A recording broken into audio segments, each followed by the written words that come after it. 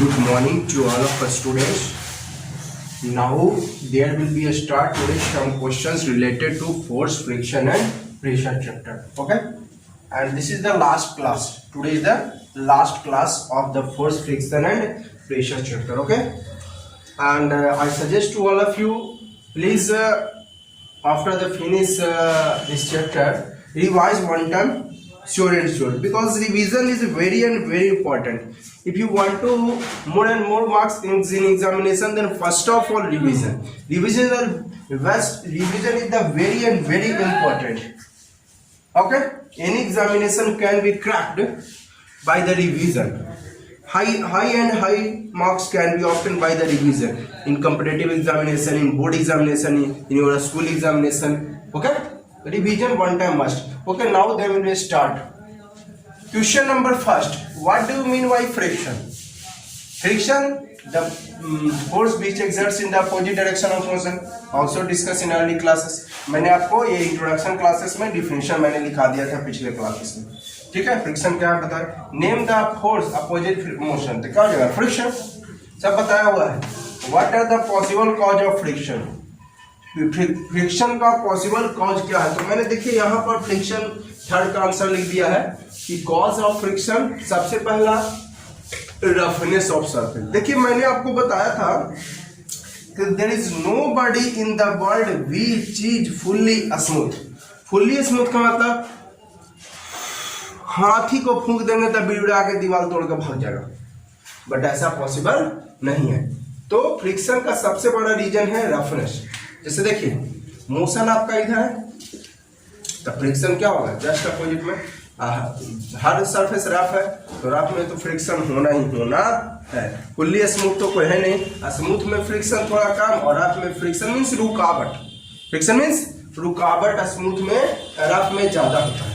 तो फ्रिक्शन होता है जिस कारण से आपको है ना रफनेस होता है, जिस कारण से फ्रिक्शन होता है. ठीक है, क्वेश्चन क्या कर रही थी, पॉसिबल कॉज ऑफ फ्रिक्शन. तो फ्रिक्शन का कारण क्या हुआ, रफनेस ऑफ सरफेस. सरफेस क्या होना चाहिए, रफनेस. फ्रिक्शन का कारण roughness of the surface. Surface roughness होना चाहिए. ठीक है, रफनेस हर कोई रफनेस है, रफ है तो फ्रिक्शन ज्यादा है. हाँ, कंपेयर करोगे, मैं बात करूंगा कचिया रोड है पकिया रोड, समझते होंगे आप लोग. मिट्टी वाला रोड है वो पिच वाला रोड. तो पिच वाला रोड में फ्रिक्शन कम, मट्टी वाला में ज्यादा. अगला सवाल, अगला उसी में क्या कहा, जैसे लिखा है मॉलिक्यूलर एडहेशन. फ्रिक्शन का कारण अट्रैक्शन. जिससे देखते होगे फेविकॉल से, फेविक्विक से, टेप से, गम से, या चावल जो आप भात खाते हो बॉइल्ड राइस उससे भी चिपक जाता है. मॉलिक्यूलर एडहेशन का मतलब अट्रैक्शन. ओके, मॉलिक्यूलर एडहेशन का क्या मतलब होता है, अट्रैक्शन. तो ये अट्रैक्ट हो जाता है, दो बॉडी एक दूसरे से चिपक जाते हैं, फेविकॉल से, फेविक्विक से, भात से, है ना, टेप से वगैरह वगैरह. तो ये फ्रिक्शन का कारण है. चिपक गया, रुकावट आ गया ज्यादा. पहले कागज जैसे छिद्राल था, अब गोंद लगा दिया उसमें तो दोनों चिपक गया, है ना. तब फ्रिक्शन का मतलब नहीं होता है चिपक जाना, रुक जाना. तो मॉलिक्यूलर एडहेशन हो गया. फ्रिक्शन का कारण क्या है, मॉलिक्यूलर एडहेशन मतलब चिपक जाना. Deformation, shape change. हाँ बउआ, जैसे कि देखिए आपका जो है मान लेते हैं जैसे लोडेड ट्रक है. लोडेड ट्रक का देखते हैं शेप चेंज हो जाता है, टायर थोड़ा धंस जाता है. जब लोडेड ट्रक आएगा तो टायर थोड़ा धंस जाएगा, तो उस समय ज्यादा फ्रिक्शन हो गया. तो डिफॉर्मेशन हो गया, यानी शेप चेंज हो गया. वहां पर शेप चेंज हो गई. पहले टायर तो पूरी तरह से एकदम आपका सर्कुलर थी, लेकिन जब लोड पड़ा तो वो थोड़ा सा धंस गया, है ना. इस तरह से धंस के इस तरीके से हो जाएगा. इसको बोलते हैं इलिप्स, अंडा की तरह. जब टायर थोड़ा धंसेगा चारों दोनों तरफ से जी, तो ये इलिप्स की तरह, ये अंडा की तरह होता है जो इलिप्स कहते हैं. ठीक है, तो डिफॉर्मेशन है ना. तो फ्रिक्शन का कारण क्या क्या हुआ, पहला रफनेस, हर कोई भी सरफेस रफ है. दूसरा अट्रैक्शन, अट्रैक्शन कारण चिपक गया तो फ्रिक्शन ज्यादा. Deformation, shape change. ठीक है, शेप चेंज के कारण भी फ्रिक्शन होता है. अगला सवाल, what do mean by limiting. तो मैंने लिखा दिया था बउआ, लिमिटिंग फ्रिक्शन व्हाट लिखा दिया था, स्टैटिक फ्रिक्शन लिखा दिया था, रोलिंग फ्रिक्शन लिखा दिया था. अगला रोलिंग और स्लाइडिंग में डिफरेंस, तो डिफिनेशन लिख दोगे, हो गया डिफरेंस.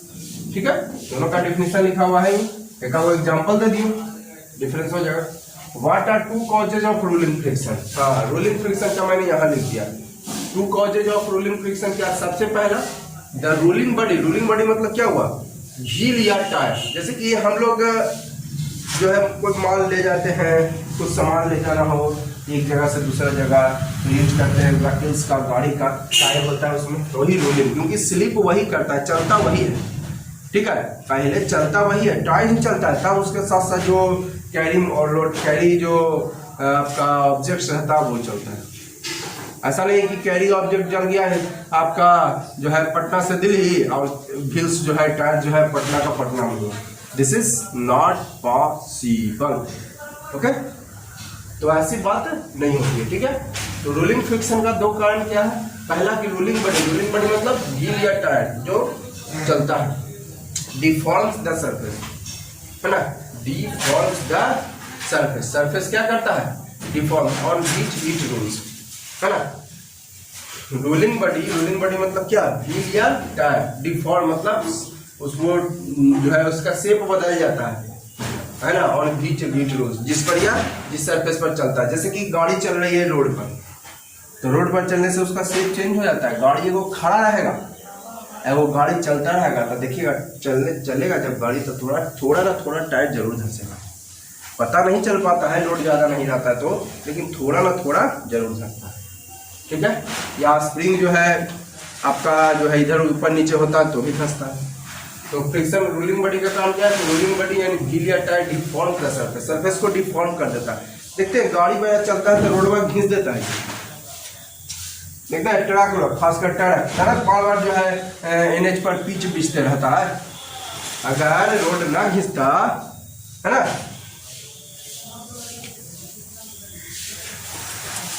अगर रोड नहीं घिसता तो बताइए एक बार रोड बनाता और जो है 50 साल 100 साल चलते रहता। पर ऐसा होता है एक बार रोड थोड़ी ना, इन्हें छोटा मोटा गांव देहात में रोड बनता है जो 5 साल 6 साल 8 साल के बाद खराब हो जाती है। अब वो तो एनएच की बात हो गई।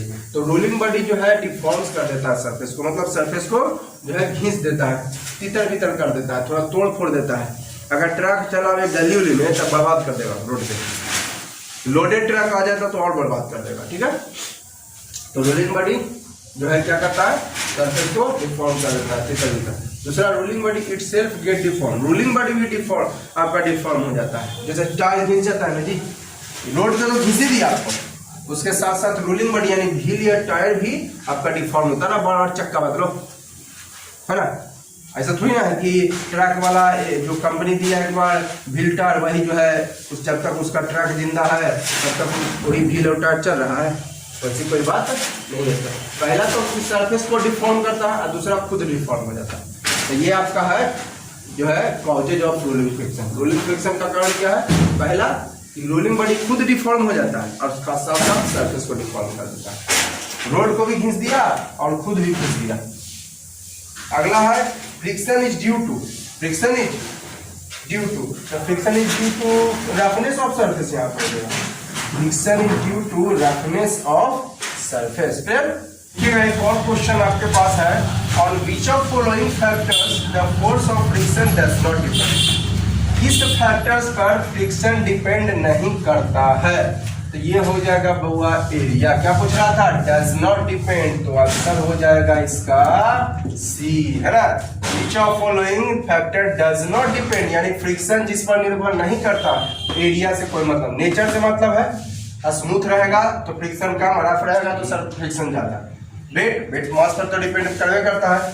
अब जैसे कि ट्रक ज्यादा फ्रिक्शन लगाएगा कि बाइसिकल, वेट मैंने बाजा, ट्रक ज्यादा फोर्स लगाएगा कि फ्रिक्शन की 22 किलो, तो ट्रक लगाएगा, तो ज्यादा मास तो ज्यादा फ्रिक्शन, है ना। लेकिन एरिया से कोई मतलब नहीं होता है। अब देखिएगा टेस्ट योरसेल्फ कुछ और है आपका। फर्स्ट है वाटर लुब्रिकेंट्स, नेम एनीथिंग, है ना। लुब्रिकेंट क्या है? तो देखिए मैंने इधर लिखा दिया, इधर देखिए क्वेश्चन से 10 तक और वहां से आंसर मैंने लिखा। लुब्रिकेंट क्या है? 10 substance which helps to reducing friction, जो फ्रिक्शन को कम करने में मदद कर रहा है, इंक्रीजिंग इन मोशन। जैसे देखते हैं इसी को कहते हैं लुब्रिकेंट। जैसे ऑयल, ग्रीज, ग्रेफाइट, ऑयल देखे होंगे आप लोग, साइकिल वगैरह में या मोटरसाइकिल वाला में ग्रीस दिया जाता है, ऑयल दिया जाता है, ताकि जो है आपको मूविंग इजिली करे, है ना। तो वही ना लिखे हैं आपको help in reducing friction and increasing motion. तो मोशन को वो इजी कर देता है, मोशन को फास्ट कर देता है, फ्री कर देता है, चक्का को, व्हील्स को फ्री कर देता है, तो आसानी से मूव करता है। तो लुब्रिकेंट का मतलब ठेठ भाषा में इसको हिंदी समझिएगा तो चिकना करने वाला पदार्थ, चिकना करने वाला, ठेठ भाषा में पदार्थ, चिकना करने वाला। तो चिकना करने वाला क्या क्या है आपको, ये ऑयल कर सकता है, ग्रीज या ग्रेफाइट। हाँ जी, ग्रेफाइट नहीं पेंसिल में यूज होता है, पेंसिल में जो देखते हैं ना वही ग्रेफाइट है, लेकिन उसका पाउडर दिया जाता है। ऐसा नहीं कि पेंसिल में जो ग्रेफाइट हुआ वो डाल दिया, नहीं, उसको पीस करके, हाँ, उसको पाउडर बना के जो है आपको दिया जाता है, ताकि जो है स्लिपिंग इजली हो और मोशन इजली हो आसानी से। ठीक है, तो लुब्रिकेंट समझ गए, जो फ्रिक्शन को कम करने में और मोशन बढ़ाने में मदद करता है। अगला है क्या, is it possible to walk run without friction. कहाँ से पॉसिबल है जी, है ना, नॉट पॉसिबल, क्योंकि ऑब्जेक्ट स्लिप एवरी टाइम, हमेशा स्लिप कर जाएगा विदाउट फ्रिक्शन। वी ट्राई, मैंने प्रयास करने के बावजूद भी, हम लोग प्रयास करते रहते हैं, उसके इसका मतलब क्या हुआ कि no it is not possible, मैंने बिना फ्रिक्शन के मूव नहीं कर सकता, because object slip every time, हमेशा स्लिप करेगा। We try to do so, मतलब प्रयास करने, हम लोग प्रयास करने के बावजूद भी, प्रयास करते रहिए, लेकिन बिना फ्रिक्शन के, जैसे पैर रखिएगा स्लिप कर जाएगा। फ्रिक्शन क्या करता है आपको, जैसे यहाँ पर देखिए, मैं यहाँ पे रखा मैंने हाथ, अगर आपको फ्रिक्शन नहीं होता तो ये जो है स्लिप हो जाता, खाली मिटाने का है तो मिट नहीं पाता। जैसे कि मुझे मिटाना है ये ई, अब यहाँ पे हाथ रख के स्लिप करके इधर चल जाता तो मिट पाता। तो बिना फ्रिक्शन के आपको चल भी नहीं सकते हैं, दिख भी नहीं सकते हैं, इरेज भी नहीं कर सकते हैं, बहुत सारा काम है जो कि फ्रिक्शन के बिना नहीं होगी। ठीक है, तो वही मैंने लिखा है, वह 10 जो फ्रिक्शन को कम करने में मदद करता है लुब्रिकेंट, और विदाउट फ्रिक्शन नॉट मूव। अगला है for stage 3 instance where friction is advantage. अच्छा, 3 गो नियम बताइए जहां पर फ्रिक्शन आपके लिए फायदेमंद है। ये कहाँ कहाँ फायदेमंद है, help in rising, help in erasing, help in writing. अगर फ्रिक्शन नहीं होता तो यहाँ पे हम बचाना को इरेज करना चाहते हैं, ठीक है, तो यहाँ से रखते हैं हाथ, स्लिप करके चल जाता है इधर, तो मिट पाता है। लिखने का माने हमको राम, तो यहाँ पे मड़का रख के स्लिप करके इधर चल जाता है, लिख पाते हैं। तो बिना, तो help in erasing, help in writing, help in moving, है ना, help in stopping to an object, किसी भी ऑब्जेक्ट को स्टॉप, जैसे मूविंग बॉल कुछ दूर चलने के बाद रुक जाता है फ्रिक्शन के कारण, तो यूजफुल हुआ ये। तो लिखा दिया है मैंने आप लोगों को लिखा दिया ये पॉइंट। अगला है 3 इंस्टेंस वेयर फ्रिक्शन है डिसएडवांटेज, नुकसान बहुत है। Wear and tier parts of machine, machine के पार्ट्स जो है तितर बितर हो जाता है, टूट फूट जाता है। और क्या हो जाता है, आपका इंजन इज हीटेड, है ना, रगड़ के कारण है, रगड़ अंदर में पार्ट्स रगड़ आता है और इंजन हीटेड हो जाता है। उस हीट एनर्जी का कोई काम, यानी आपका लॉस ऑफ एनर्जी, है ना, loss of energy, waste of energy, energy की बर्बादी, मैंने लिखाया था पॉइंट्स, है ना, वेस्ट ऑफ एनर्जी, एनर्जी बर्बाद हो जाता है उसमें। ठीक है, आपको जो है सोल्स, हाँ, soles of shoes and slipper wear and tear, है ना, जूता चप्पल घिस जाता है, ये हो गया डिसएडवांटेज। अगला सवाल देखिए 6 number, why are spikes provided in the soles of shoes of players and athletes. हाँ, खिलाड़ी, एथलीट्स मतलब होता है धावक, वो दौड़ने वाला, है ना, एथलीट मतलब होता है आपको धावक, यानी दौड़ने वाला, जो होता है ना रेस देखे ना आप लोग,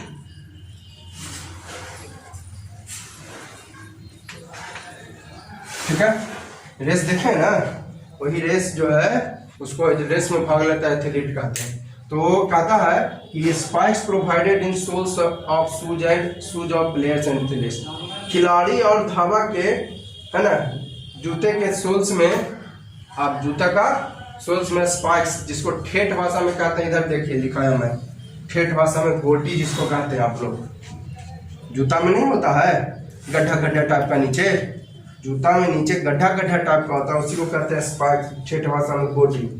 ठीक है, तो स्पाइक्स देखिए क्यों प्रोवाइडेड किया जाता है, देखिए स्पाइक्स जो है provided in soles and soles of shoes of players and athletes, because spikes capture the dust को है ना, वाटर को, मड को, कीचड़ वगैरह को, ईटीसी को कैप्चर कर देता है on the contact surface. Contact से ना कि कीचड़ रखा है आपको जो है मैंने दौड़ रहा है बरसात के दिन में जूता रखा है तका पूरा जमीन के एरिया, पूरा मोहल्ला वाला जो है एरिया कैप्चर कर रहा है। वो मैंने क्या लिखा है, capture the on the contact surface, जहां पर मतलब जूता रखाएगा केवल उसको कैप्चर करेगा कि पूरा मोहल्ला के जो है आपको जो डस्ट वगैरह को, वाटर वगैरह को, मड वगैरह को, मड माने कीचड़, मड मीन्स कीचड़ होता है, कीचड़ मीनिंग नहीं जानते भाई लिख लीजिएगा, मड मीन्स कीचड़, तो पूरा मोहल्ला के कीचड़ को कैप्चर कर लेगा कि जहां पर जूतवा रखाएगा केवल उसको, यानी on the contact surface. Then there is, अब बताइए कैप्चर कर लेगा तो स्लीपिंग वगैरह का चांस कम रहेगा। मैं ये नहीं कहूंगा कि स्लीपिंग नहीं करेगा, तो यहाँ पर लिखा है then there is decreasing the slipping, तो स्लीपिंग जो है कम जाती है, स्लीपिंग, तो स्लीपिंग का कम जा सकता है। तो बताइए स्लीपिंग जब कम जाएगा यानी मोशन भी, तो थोड़ा मोशन भी स्टॉपिंग में मैनर में चलेगा, तो फ्रिक्शन इज डिक्रीज। अब फ्रिक्शन जब डिक्रीज हो जाएगा तो players and athlete can stop and move easily, है ना, स्लिप ज्यादा नहीं करेगा तो आसानी से रुक भी सकता है, आसानी से चल भी सकता है। बिना फ्रिक्शन के रुक नहीं सकते, बिना फ्रिक्शन के चल नहीं सकते भाई। Without friction can not move, can not stop. मैंने अभी एडवांटेज ऑफ फ्रिक्शन में बताया, help in erasing, help in writing, है ना, help in stopping to an object, help in moving an object, without friction can not move, है ना। तो friction अगर कम जाएगी तो हमको मूविंग होने में और स्लिप आपका स्टॉपिंग होने में कोई दिक्कत नहीं। वही लिखा है स्पाइक्स प्रोवाइडेड होता है प्लेयर्स में, ये जूता में, धावक के जूता में, क्योंकि कैप्चर कर लेता है डस्ट को कॉन्टैक्ट सरफेस का, तो डिक्रीजिंग स्लिपिंग जो है क्या हो सकता है, डिक्रीजिंग हो सकता है ना, स्लिपिंग कम स्लिपिंग होगा। स्लिपिंग जब कम होगा तो जाहिर सी बात है कि आपको फ्रिक्शन थोड़ा सा कम जाएगा, बढ़ जाएगा। स्लिपिंग कम तो फ्रिक्शन बढ़ जाएगा, है ना। स्लिपिंग बताए थे ना, इधर मोशन तो इधर फ्रिक्शन, स्लीपिंग भी इधर ही ना, इधर मोशन रहेगा स्लीपिंग उधर ही ना होगा जी, तो ये मोशन आपका कम जाएगा तो फ्रिक्शन बढ़ जाएगा, स्लीपिंग कम जाएगा तो फ्रिक्शन बढ़ जाएगा, सिंपल सी बात है ना। जस्ट अब बताए थे मोशन के अपोजिट डायरेक्शन में फ्रिक्शन, और जिधर मोशन है राइट साइड, मोशन है वेस्ट डायरेक्शन में, और स्लीपिंग करेंगे ईस्ट में, वेस्ट में ना जी, तो स्लीपिंग के जस्ट अपोजिट में तो कम गया तो क्या हो जाएगा, बढ़ जाएगा। जब फ्रिक्शन बढ़ जाएगा तो रुकने में और चलने में भी क्या होगी, आसानी होगी। इसलिए प्लेयर्स वगैरह जो है स्पाइक्स वाला शूज पहनता है। अब देखिए तो अगला क्वेश्चन देखिएगा, क्वेश्चन नंबर 6 तक तो मैंने बता दिया अभी। Why are we able to write on paper, हम लोग पेपर पर लिखने में सक्षम क्यों है, लिखने में, इरेजिंग करने में, दोनों में एक ही सिचुएशन होता है। देखिए मैंने लिखा be able to write on, यहाँ से आंसर लिखा, यहाँ तक क्वेश्चन से, be able to write on paper due to friction. हम लोग अगर पेपर पे लिख रहे हैं या कोई भी चीज इरेज कर रहे हैं तो ड्यू टू फ्रिक्शन, है ना। इफ अगर मान लेते हैं कि फ्रिक्शन नहीं होता तो देन पेंसिल चौक मार्कर स्लिप करते रहता है एवरी टाइम, है ना, कोशिश करने के बावजूद भी स्लिप करेगा तो लिख पाएंगे।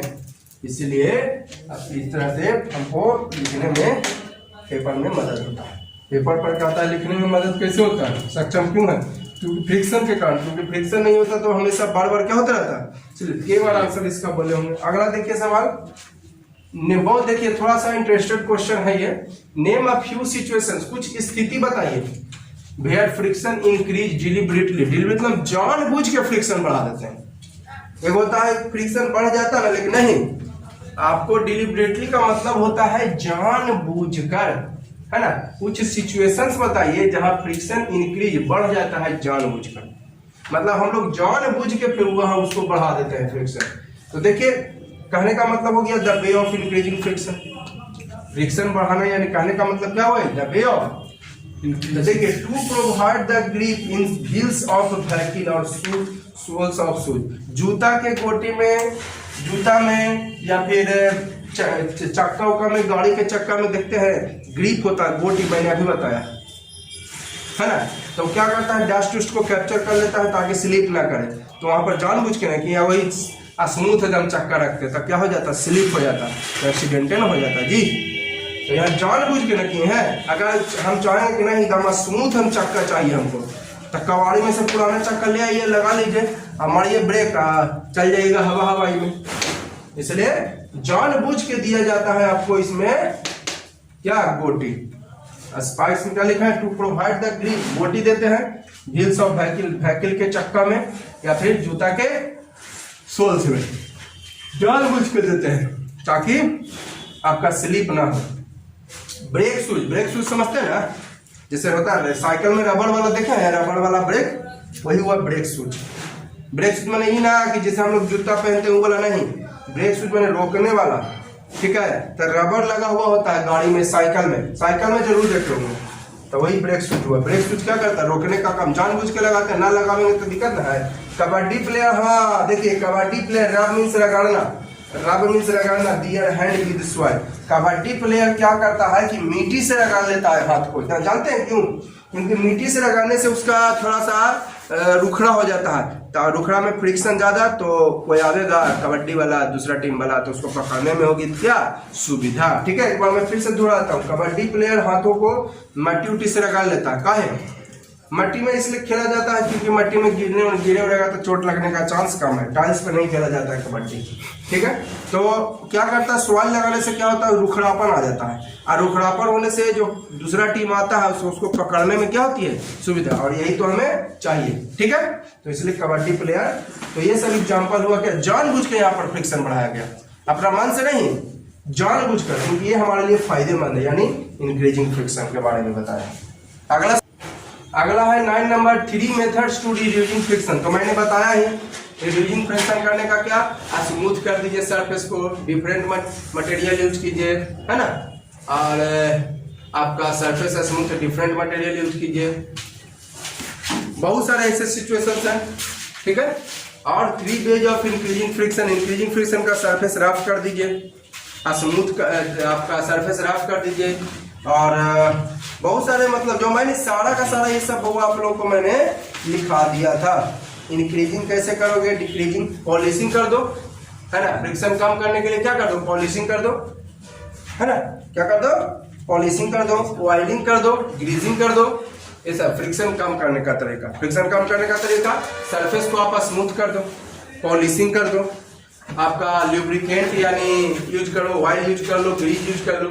वे ऑफ इंक्रीजिंग फ्रिक्शन, है ना, द वे ऑफ इंक्रीजिंग करने के लिए क्या करोगे, आपको फ्रिक्शन अगर बढ़ाना है तो फ्रिक्शन बढ़ाना है, जस्ट उल्टा कर दो, जो स्मूथ था उसको रफ कर दो, है ना, अलग अलग मटेरियल यूज करो, आपको ड्राई सरफेस यूज कर लो, है ना, ये सबसे फ्रिक्शन आपका बढ़ सकता है, ठीक है। अब देखिए अगला क्वेश्चन अब देखिएगा, अब और कुछ सवाल मैंने दिया आप लोगों को।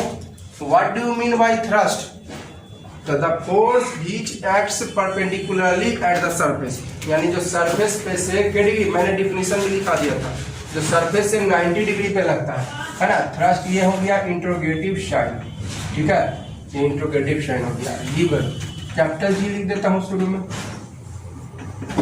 ठीक है। तो what do you mean by thrust क्या, the force which acts perpendicularly on the surface, that is called thrust. ऐसा यूनिट अगर फोर्स है ना जी, तो ऐसा यूनिट हो जाएगा क्या, न्यूटन। ऐसा यूनिट क्या हो जाएगा, फर्स्ट का अगर ऐसा यूनिट पूछे इज न्यूटन, ऐसा unit of thrust is Newton, और आप डिफिनेशन लिखिएगा, the force which acts perpendicularly यानी 90 डिग्री पर। अगला define pressure, force per unit area called pressure, मैंने लिखा था ऐसा यूनिट पास्कल, प्रेशर का यूनिट क्या हो गया, पास्कल। अगला है व्हाट अमाउंट, हाँ देखिएगा 3rd नंबर में बता रहा हूँ आप लोगों को, व्हाट अमाउंट ऑफ फोर्स, अच्छा फोर्स पूछ रहा है, यानी force equal what applied over an area 0.a, ए माने एरिया हुआ 0.16 मीटर स्क्वायर, और which experts pressure P 250 Newton per metre square, इसको पास्कल भी आप बोल सकते हैं। तो कहता है फोर्स लगा, क्या फॉर्मूला जानते हैं प्रेशर का, फोर्स बाई एरिया, नीचे कुछ नहीं तो 1 3 इंटू करते हैं, F को 1 से और P को A से, यानी F is equal to P into ए।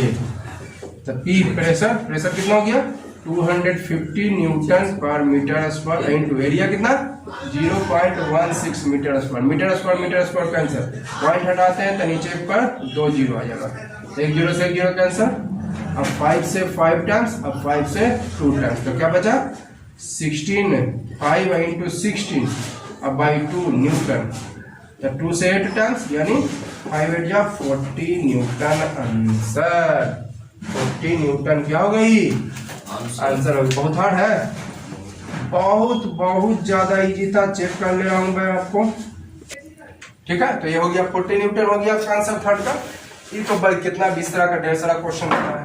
अगला भाई यार school bags provided with bite. अरे यार मैंने तो आप लोगों को बताया ही है, स्कूल बैग्स में चौड़ा पट्टी क्यों होता है, तो contact area more then pressure, less pressure exerts on shoulder then carry the bag easily, सब लिखाया हुआ है इसका।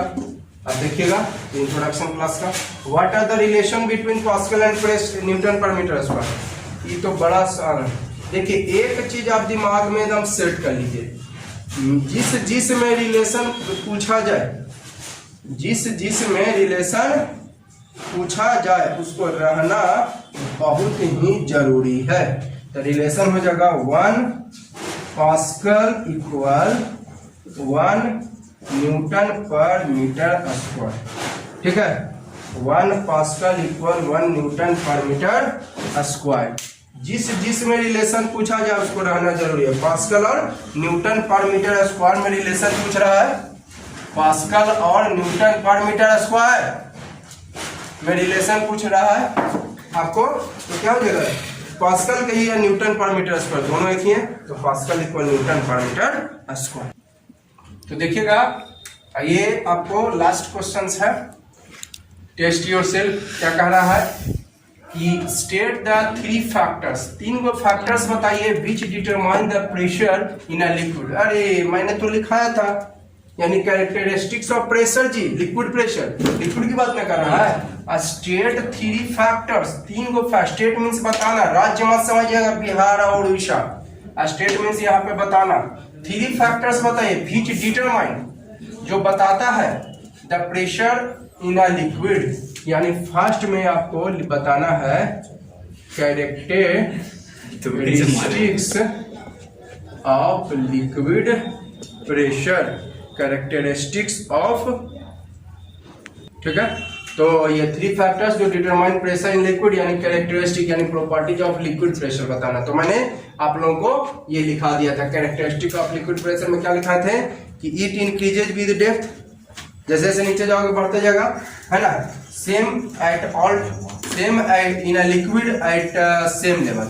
मैंने कोई खास जिसे देखिएगा या इसके सामने एक होल यहाँ एक होल यहाँ सेम लेवल का, तो एकदम सेम प्रेशर होगा, है ना, छोटा होल में ज्यादा प्रेशर, बड़ा होल में कम प्रेशर, ये सब बता दिए।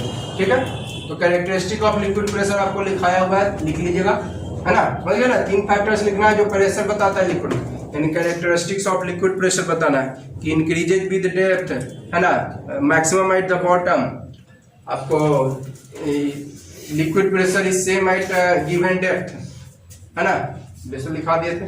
अगला water storage tank are placed at top of building, building के टॉप पे क्यों रखा जाता है, water storage tank are placed रखा जाता है एट द टॉप ऑफ, क्योंकि हम जानते हैं सेकंड में है, आप लिख सकते हैं कि we know that liquid pressure is increased with depth और water flows from higher level to lower। देखिए वाटर फ्लो सबसे इंपॉर्टेंट पॉइंट ये है, water flows from higher level to lower level. वाटर हायर लेवल से लोअर लेवल में जाता है, तो टॉप पे रखिएगा तब ना नीचे आएगा जी, अगर रखिएगा नीचे तो नीचे से ऊपर कहां से पानी जाएगा। सबसे important point, liquid pressure depth के साथ पहली बात बढ़ता है, जितना ऊंचा रखिएगा, जितना ऊंचा रखिएगा, जैसे 5th फ्लोर पे के टॉप पे रखें आप, तो ग्राउंड फ्लोर पे सबसे ज्यादा प्रेशर होगा, आप रखे हैं सेकंड फ्लोर पे, पानी पहुंचाना है फोर्थ फ्लोर पे, तो पहली बात की वाटर जो सिंपली फ्लो नहीं होगा नीचे से ऊपर, है ना, और नीचे जाने पर प्रेशर बढ़ता है, ऊपर जाने पर नहीं। ऊपर जाने पर प्रेशर कम जगह, हो सकता है पानी आपको सेकंड फ्लोर से फोर्थ फ्लोर पर पहुंचे ही है, पर पहुंचे ही नहीं क्या, नहीं पहुंचेगा, गारंटी में दे रहा हूं, ठीक है। तो क्वेश्चन क्या था, फिर से repeat, water storage tank top पे क्यों रखा जाता है। जैसे कि आपको 10th फ्लोर का मकान है, ठीक है, तो 10th फ्लोर से 9th फ्लोर पर, 8th फ्लोर पर, 5th फ्लोर पर, 4th फ्लोर पर पानी आराम से आ जाएगा, लेकिन 4th फ्लोर पर रखे हैं, 10th फ्लोर पे पानी पहुंचेगा, नहीं पहुंचेगा, है ना। तो water flow always higher level to lower level होता है ना। देन लिख देता हूं, then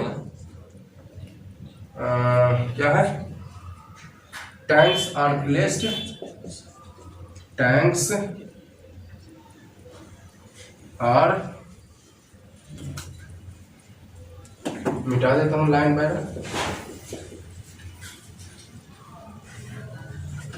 then tanks are placed at the top of building. Clear हो गई।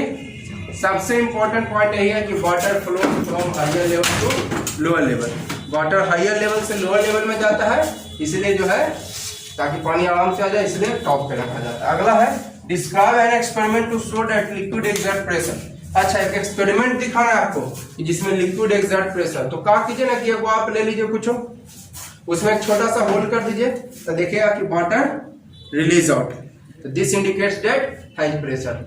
या describe an experiment to show that liquid exert pressure, ना तो क्या कीजिए कि आप इसको हीट करिए, एक एक्सपेरिमेंट मैंने बताया था भी जी, इसको हीट करिए, हीट करिएगा तो पूरा हीटेड हो जाता है, इसका मतलब पूरा पे प्रेशर लगाया, एक तरह का एयर एक्सर्ट प्रेशर में मैंने बताया था आप लोगों को।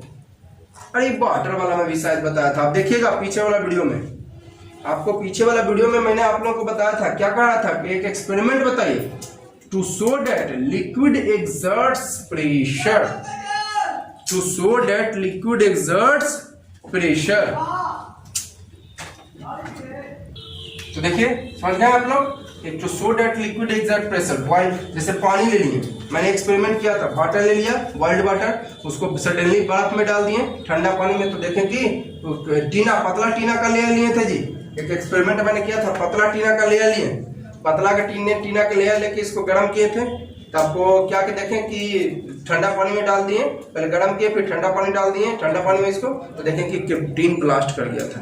तो इस तरह का एक्सपेरिमेंट हमने देख लिया था। अगला है, describe an experiment to show that air exert pressure. एक एक्सपेरिमेंट बताना है जिसमें एयर आपको लगाता है प्रेशर, है ना, एयर क्या लगाता है, प्रेशर लगाता है, ठीक है।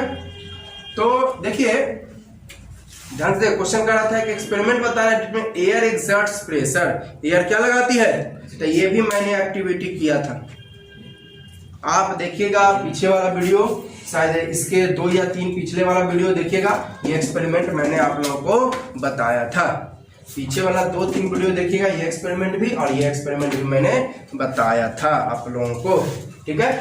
एयर एक्सर्ट्स प्रेशर वाला, है ना, एयर एक्सर्ट्स प्रेशर वाला एक्टिविटी बताया था, और वाटर एक्सर्ट प्रेशर वाला भी एक्टिविटी बताया था, ठीक है। एयर एक्सर्ट प्रेशर वाला पे आप ये वाला लिख सकते हैं, मैं हिंट कर देता हूं थोड़ा, क्वेश्चन नंबर 4 है ना, एयर एक्सर्ट्स प्रेशर वाला में मैं हिंट कर देता हूं आप लोगों को, हिंट, गिलास लिए थे, यस, इसमें पानी भर दिए थे, और फिर इसको इन्वर्ट कर दिए थे, कार्डबोर्ड लगा दिए थे इसको में,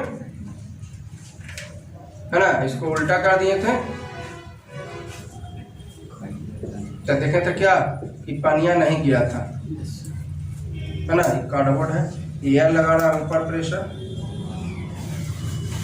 एयर एक्सर्ट्स प्रेशर, है ना। तो ये वाला आप लोग किए थे ना एक्टिविटी, तो एयर एक्सर्ट प्रेशर वाला ही हुआ, और ये वाला एक्टिविटी क्या हो गया, कहाँ गया, 3rd नंबर वाला, 3rd नंबर में जो वाटर को हीट किए थे उसको फिर बर्फ में डाल दिए थे या ठंडा पानी में, तो देखे थे टीन कैन, पतला टीन कैन लिए थे, तो देखे थे टीन कैन ब्लास्ट हो गया था, एक्सप्लेन मैंने कर दिया था। अगला सवाल देखिए, व्हाट इज अ मैनोमीटर, तो मैनोमीटर इज अ डिवाइस विच है ना measures the liquid pressure.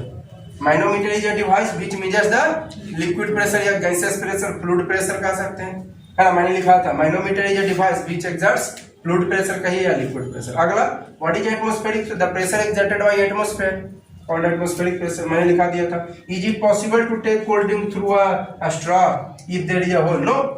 Explain मैंने किया था इसके जस्ट आपको पिछले वाला वीडियो में, है ना. कहता है क्या संभव है कोल्ड ड्रिंक लेना स्ट्रॉ, आपको स्ट्रॉ के अगर स्ट्रॉ में होल हो तो नॉट पॉसिबल. एक्सप्लेन मैंने इसके पीछे वाला और या इसके सेकंड पीछे वाला वीडियो में मैंने आपको बताया था. ठीक है, तो ये आपका जो है कुछ क्वेश्चन था. चलिए अब 2-4 और क्वेश्चन दे देता हूं. अब देखिए 2 लास्ट और क्वेश्चन है. पहला 8 नंबर क्या है कि डिफरेंस बिटवीन कॉन्टैक्ट और नॉन कॉन्टैक्ट फोर्स. तो कॉन्टैक्ट और नॉन को the force which exerts by touching called contact force, the force which exert from a distance called non contact force. मैंने लिखा दिया था, है ना. और इसका एग्जांपल दे दीजिएगा, हो जाएगा 2 difference. The force which exerts by touching called contact force, the force which exert from a distance called non contact force. इसका एग्जांपल दे दिया. Defined balance force with example था. Resultant force zero called balance force मैंने लिखाया था definition. इस पर ढेर सारा न्यूमेरिकल्स बताता है. कि एग्जांपल देखिए ये कोई ऑब्जेक्ट है, 50 न्यूटन फोर्स लगा राइट साइड में, 50 न्यूटन लेफ्ट साइड में. इधर अब वेक्टर क्वांटिटी इधर प्लस तो इधर माइनस. रिजल्टेंट अपोजिट डायरेक्शन में माइनस हो जाएगा तो 0. Resultant force 0. यही होगी आपका बैलेंस्ड फोर्स, दैट इज